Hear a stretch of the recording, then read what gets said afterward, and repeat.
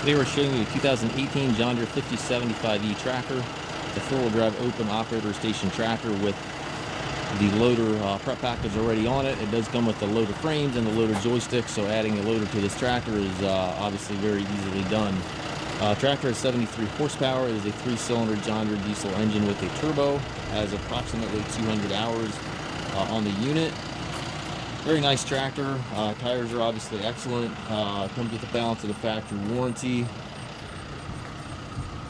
Stabilizer bars, 540, 540E PTO, drawbar PTO, top link, rear remote, everything's here.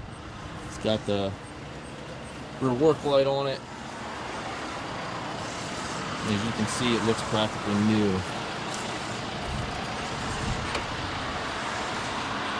Have your 540, 540E selector back here, four-wheel drive engagement lever, and then your three ranges here to the left of the seat. Power reverser up here allows you to change direction without clutching. Nice tilt steering wheel. 4 gears on this lever in combination with those ranges gives you a total of 12 speeds. 3-point and hydraulic lever directly to the right of the seat, and then your hand throttle and the PTO engagement to the far right there.